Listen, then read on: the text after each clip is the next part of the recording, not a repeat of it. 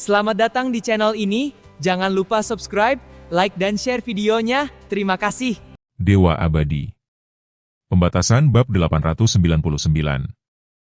Yao Qingyu mengangguk dan berkata, karena ini ditinggalkan oleh Supreme Jade Qiong, pasti ini luar biasa. Guru, Anda memiliki kesempatan yang sangat besar, jadi mohon berlatihlah dengan tekun. Jika ada sesuatu yang tidak Anda mengerti, saya dapat membantu Anda memahaminya. Peri Bulan Darah ragu-ragu dan berkata, aku tidak bisa berkultivasi sendirian. Dia membuka halaman judul, dan baris pertama dengan jelas menyatakan, ini adalah metode kultivasi gabungan, cocok untuk dipraktikkan oleh orang-orang dari berbagai alam. Perbaikan sendi? Yao Qingyu sedikit terkejut. Tidak heran jika Jade Qiong Supreme belum menguasai teknik ini. Ternyata dibutuhkan 2 orang. Dia mengerti mengapa Peri Bulan Darah mencarinya dan bertanya, apakah guru ingin aku berkultivasi bersama Anda? Peri Bulan Darah mengeluarkan suara, yang tidak wajar. Yao Qingyu tidak langsung setuju, dan berkata, murid ini akan kita lihat dulu teknik kultivasi seperti apa yang digunakan. Dia membukanya dan memeriksanya dengan saksama, lalu berseru dengan terkejut, Guru, ini adalah teknik kultivasi yang mengimbangi satu sisi dengan mengorbankan sisi lainnya. Mereka yang memiliki kultivasi lebih kuat akan menderita kerugian. Wajah Peri Bulan Darah itu meringis karena emosi. Setelah melihat teknik ini, dia mengerti bahwa teknik ini sebenarnya disiapkan oleh Jade Qiong Supreme untuknya dan White Bone Evil Lord. Dia ingin membantu Raja Jahat Tulang Putih meningkatkan kultivasinya. Sayangnya, takdir mempermainkan mereka dengan kejam, dan keduanya tidak pernah bertemu lagi hingga kematian mereka. Dia sekarang berada di tahap jiwa baru lahir, sementara Yao Qingyu masih berada di tahap jiwa baru lahir roh, dan dia tidak tahu apakah dia akan pernah memiliki kesempatan untuk mencapai tahap jiwa baru lahir selama hidupnya. Selama dia terus maju di jalan menuju tahap jiwa baru lahir dan menjadi cukup kuat, bahkan jika Yao Qingyu tidak memiliki kesempatan untuk mencapai tahap jiwa baru lahir, dia dapat secara paksa membantunya menembus ke tahap jiwa baru lahir. Makna tersirat. Dia adalah calon penerus Yao Qingyu di tahap jiwa yang baru lahir. Kamu sudah banyak membantuku. Apa salahnya kalau aku membantumu sedikit kali ini? Tatapan Peri Bulan Darah tenang namun tegas saat dia bertanya, apakah kau ingin berkultivasi? Yao Qingyu mengerutkan kening, tetapi dia tidak keberatan dengan hal itu. Meskipun tingkat kultivasinya saat ini masih tertinggal, mengingat pengalamannya di masa lalu, hanya masalah waktu sebelum dia melampaui Peri Bulan Darah. Saat itulah dia membantu Peri Bulan Darah meningkatkan kultivasinya. Dia menunjuk ke bagian yang robek dan bertanya, Tuan, apa isi bagian kedua? Bolehkah saya melihatnya? Sejauh yang saya ketahui, metode budidaya gabungan seringkali memiliki beberapa keterbatasan yang tidak terduga. Andai saja jika teknik semacam ini, yang melibatkan pengorbanan satu sisi untuk mengisi kembali sisi lainnya, dapat dipraktikkan dengan mudah. Bukankah akan sangat mudah bagi seorang ahli yang tak tertandingi untuk membimbing juniornya? Hanya dalam 10 tahun, seorang maestro yang tak tertandingi dapat tercipta. Oleh karena itu, jenis latihan ini seringkali memiliki keterbatasan yang tidak dapat diatasi. Hal ini tidak boleh dipraktikkan dengan sembarangan. Mata Peri Bulan Darah menunjukkan kepanikan saat dia berkata, teknik ini memang memiliki batasan.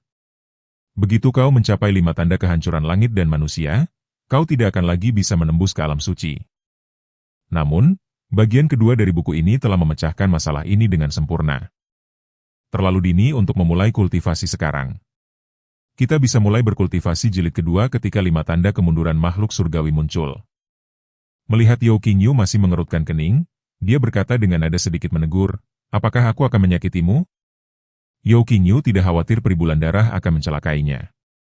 Selain itu, Yu Qiong Supreme jelas bukan tipe orang yang sangat jahat, seperti yang terlihat dari fakta bahwa dia meninggalkan banyak warisannya di gua dan tidak memasang jebakan jahat apapun. Praktik ini jelas tidak berbahaya. Namun yang membingungkannya adalah mengapa Peri Bulan Darah tidak mengizinkannya bertemu dengannya sekarang. Setelah berpikir sejenak, dia berkata, baiklah, kalau begitu aku akan mempelajari metode ini bersama guruku. Peri Bulan Darah sangat gembira dan segera mengambil 2 sajadah lalu meletakkannya berdampingan. Kemudian dia duduk terlebih dahulu dan mulai melakukan latihannya dengan posisi bersila. Yao Qingyu dipenuhi keraguan. Sebenarnya apa yang salah dengan gurunya? Dia dulu sengaja menjaga jarak darinya, dan bahkan jarak yang dianggap normal olehnya pun akan berulang kali dijauhkan oleh Peri Bulan Darah. Sekarang keadaannya benar-benar terbalik, duduk begitu dekat, keduanya praktis bersentuhan. Apakah ini pantas? Kenapa kau belum juga datang? Desak Pribulandarah dengan mata tertutup. Tak berdaya, Yao Qingyu hanya bisa menggertakkan giginya, duduk bersila, dan diam-diam mulai mengolah teknik roh mendalam es dan api. Merasakan kehangatan dari pelukan Yao Qingyu, pipi Pribulandarah memerah secara tidak wajar. Setengah hari kemudian, dengan bimbingan Yao Qingyu, keduanya berhasil menyelesaikan bagian pertama dari teknik kultivasi tingkat surga tingkat lanjut ini. Sebuah kejadian ajaib juga terjadi dengan teknik ini. Tanpa meminum ramuan atau obat mujarab apapun, tingkat kultivasi Yao Qingyu langsung naik dari tingkat ke-9 tahap jiwa baru ke keadaan sempurna. Dengan kesempatan untuk mencapai tahap jiwa baru lahir, seseorang dapat langsung naik ke alam jiwa baru lahir. Sebaliknya, Pribulandarah, yang baru saja menembus ke alam jiwa yang baru lahir, menjadi agak tidak stabil. Ia akan membutuhkan waktu yang cukup lama untuk mengasingkan diri dan mengembangkan diri sebelum dapat pulih. Yao Qingyu tampak curiga, mengeluarkan cairan giok surgawi, dan berkata, "Guru, setelah fondasi Anda stabil, cobalah untuk menembus kehancuran surgawi dan kehancuran kemanusiaan." Secercah kegembiraan muncul di wajah Pribulandarah yang agak pucat, dan dia menerima hadiah itu tanpa ragu-ragu. Yao Qingyu hanya akan memiliki kesempatan untuk menjadi kultivator Nas Chen Soul jika ia menjadi lebih kuat. Terima kasih atas kebaikanmu. Pribulandarah menerima hadiah itu dengan senyuman. Yao Qingyu terkejut, sungguh jarang melihat gurunya tersenyum. Lalu dia mengeluarkan sebuah perangkat penyimpanan spasial dan berkata, di dalamnya terdapat banyak artefak spiritual tingkat tinggi. Guru, bagikanlah kepada murid-muridmu. Murid ini pamit. Pribulandarah mengangguk dan memperhatikan Yao Qingyu pergi sebelum mengeluarkan bagian kedua dari teknik roh mistik es dan api dari dadanya. Dia mengerutkan bibir merahnya dan membuka buku itu, memperlihatkan serangkaian gambar berbeda yang menggambarkan pria dan wanita sedang berhubungan seksual. Wajahnya memerah saat melihat itu, tetapi dia tidak tahan lagi dan membanting buku itu hingga tertutup. Sambil menutupi wajahnya yang memerah, dia berkata, "Bagaimana mungkin aku bisa menunjukkan jilid kedua ini kepada Qingyu? Solusi untuk keterbatasan ini adalah budidaya ganda antara pria dan wanita. Dan itu harus dilakukan berkali-kali, dan dalam posisi yang berbeda. Ya ampun, ini memalukan sekali. Bagaimana mungkin aku bisa berpose aneh seperti itu? Bayangan harus melakukan tindakan-tindakan itu sendiri suatu hari nanti membuatnya berharap bisa menghilang ke dalam celah di tanah. Namun, mengingat identitas dan latar belakang kita, 5 tanda kehancuran langit dan manusia adalah batasan kita. Bagian kedua dari gulungan ini jelas tidak akan digunakan." Memikirkan hal ini, wajah Pribulandarah yang memerah kembali merona. Kesediaannya untuk mempraktikkan metode kultivasi gabungan ini tidak diragukan lagi didasarkan pada pertimbangan yang matang. Dia menepuk payudaranya yang penuh dan menghela napas lega. "Aku hanya khawatir secara berlebihan. Sekarang, mari kita bicara tentang Yao Qingyu." Setelah kembali ke guanya, dia segera mulai memurnikan pil penakluk debu.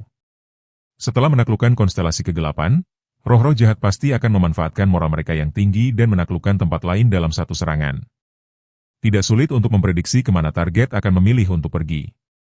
Rasi bintang surgawi. Oleh karena itu, dia tidak punya banyak waktu. Dia tidak punya waktu untuk bertemu dengan teman-teman lamanya, dia perlu mempercepat kultivasinya. Suamiku. Nangong Yun dan Xia Yuxian tiba satu persatu, diikuti oleh Nalansin dari Istana Abadi Kuno. Atas permintaan Ketua Istana Abadi Kuno, Yao Qingyu setuju untuk membiarkan Nalansin melakukan perjalanan di rasi bintang surgawi dengan menggunakan nama wanitanya. Oleh karena itu, Nangong Yu dan Xia Yuxian juga membawanya serta.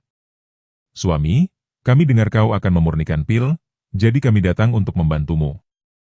Nangong Yun bercudling ke pelukan Yao Qingyu seperti burung kecil, melingkarkan lengannya di lehernya dan berulang kali menyentuh wajahnya. Yao Qingyu merasa geli sekaligus jengkel. Ini bukanlah tempat yang tepat untuk membantu. Mereka jelas datang untuk mencari kelembutan. Dia menepuk punggungnya dengan penuh kasih sayang dan berkata, "Kalian berdua silakan lakukan urusan kalian masing-masing. Waktu sangat penting, dan kita tidak boleh menunda."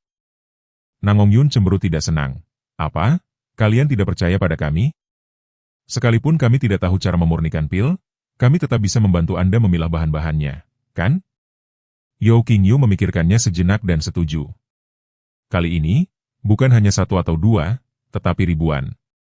Bahan-bahannya sangat melimpah, seperti gunung. Menyortir dan mengemas setiap barang saja membutuhkan banyak waktu. Ketiga wanita itu datang membantunya, yang sangat meringankan tekanan yang dialaminya. Dia mengangguk dan berkata, "Baiklah, kalau begitu kamu boleh tinggal. Tapi kau tidak boleh menggangguku saat aku sedang memurnikan pil, mengerti?" Nangong Yun mengangguk licik, "Tentu saja." Bab 900 Hari yang Sulit. Yao Qingyu melepaskan semua material milik Bai Xuangning, hampir memenuhi gua yang luas itu. Sekilas, bentuknya mirip gunung. Yao Qingyu mengeluarkan sebuah daftar dan berkata, "Pilihlah bahan-bahan ini dari daftar ini dan distribusikan sesuai dengan proporsi berikut." Nangong Yun mengambilnya dan berkata, "Suami yang baik." Xia Yuxian merasa sedikit kasihan padanya dan berkata, "Suamiku pergi ke konstelasi kegelapan dan menempuh perjalanan jauh. Dia baru saja kembali dan sedang sibuk memurnikan pil. Saya harap saya benar-benar bisa membantu Anda." Setelah mengatakan itu, dia berbalik dan pergi ke gunung tanaman obat untuk mencari bahan-bahan yang dibutuhkannya. Nalansin diam-diam merasa senang. Mampu membantu Yao Qingyu bersama dua wanita sahnya berarti dia telah berhasil berintegrasi ke dalam kelompok mereka. "Saudari-saudari, aku juga akan membantu kalian." Melihat ketiga wanita itu bergaul dengan harmonis, Yao Qingyu merasa lega dan mulai meracik pil. 3 hari telah berlalu. Yao Qingyu bekerja siang dan malam menyempurnakan pil dan akhirnya menghasilkan 100 pil penurun debu kelas atas. Setelah meminta Nalansin mengirimkannya ke gua bulan pemakaman dan memprioritaskan distribusinya kepada rakyatnya sendiri, Yao Qingyu terus memurnikan ramuan tersebut tanpa henti. Xia Yuxian melihat ini, lalu mendekat dari belakang, memijat bahunya, dan berkata, "Istirahatlah." Yao Qingyu menggelengkan kepalanya, "Kita tidak bisa membuang waktu." Melihat Yao Qingyu yang tampak jauh lebih pucat, Nangong Yun merasa iba dan berkata, "Suamiku sedang berada di bawah tekanan yang sangat besar. Izinkan saya membantu suami saya buang air kecil."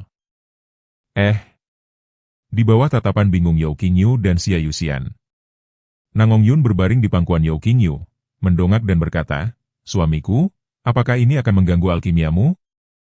Yao Qingyu duduk bersila, tungku alkimia berada 3 kaki di depannya. Posisinya di antara keduanya tidak menimbulkan masalah. Dia merasa geli sekaligus jengkel. "Kenapa kamu tidak bisa berbaring di tempat lain? Kamu harus berbaring di pangkuanku." Nangong Yun terkekeh, "Saya menyukainya. Karena ini tidak akan mengganggu alkimia suamiku, aku akan mulai." Dia mengikat rambutnya menjadi sanggul lalu menundukkan kepalanya. "Oh!" Pupil mata Yao Qingyu melebar, lalu dia menutup matanya. Tentu saja, dia tidak lupa untuk terus memurnikan pil tersebut.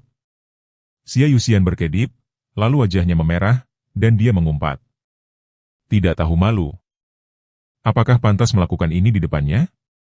Dia tak tahan lagi menyaksikan itu, jadi dia berbalik dan berlari ke balik gunung material, menutup telinganya dan menolak untuk mendengarkan. Setelah sekian lama, dengan bunyi, pop, Nangong Yun menyeka mulutnya, menatap Yao Qingyu yang bersemangat, dan berbisik di telinganya. "Aku akan membantumu saat tekanan sudah terlalu berat." Yao Qingyu tiba-tiba merasa bahwa memurnikan pil tidak lagi sesulit yang dibayangkan. "Saya bisa berlatih selama 3 hari dan saya tidak akan merasa lelah meskipun saya berlatih selama 3 tahun. Nangong Yun kembali ke gunung bahan-bahan dengan perasaan puas, hanya untuk mendapati Xia Yuxian tersipu dan menatapnya dengan tatapan mencela. "Kenapa kau menatapku tajam? Bukannya kau tidak mau?" Xia Yuxian, merasa malu, mengambil segenggam barang dan melemparkannya ke arahnya. "Apakah kau tidak malu? Siapa yang ingin seperti kau?" Nangong Yun terkekeh dan menghindar. "Bagus sekali. Mulai sekarang, semuanya akan menjadi milikku. Aku bisa bermain sesuka hatiku." Situs web novel diperbarui paling cepat. "Kau?" Xia Yuxian menghentakkan kakinya. Sehari kemudian, Yao Qingyu sedang tekun meracik pil ketika tiba-tiba dia merasakan beban di pahanya. "Xiao Yun, aku tidak sedang berada di bawah tekanan besar saat ini." Namun, Nangong Yun tidak menanggapi. Saat menunduk, aku melihat Xia Yuxian berbaring di pangkuanku. Wajah cantiknya memerah. Setelah ragu-ragu cukup lama, dia mengikat rambut hitam panjangnya dan menundukkan kepala. Di balik tumpukan material itu, mata Nalansin membelalak, dan dia cepat-cepat berbalik sambil menutup mulutnya. Dia menoleh ke Nangong Yun di sampingnya dan berkata, "Saudari Nangong, Saudari Yuxian, dia." Nangong Yun menyortir bahan-bahan itu, mengerutkan bibir, dan berkata, dia mengeluh dengan mulutnya, tetapi tubuhnya menceritakan kisah yang berbeda. Lalu dia melirik Nalansin dan berkata, jangan coba-coba. Ini milik Xia Yuxian dan aku. Jika Anda berprestasi dengan baik di masa mendatang, kami dapat mempertimbangkan untuk memberi Anda kesempatan. Ah! Nalansin tersipu malu.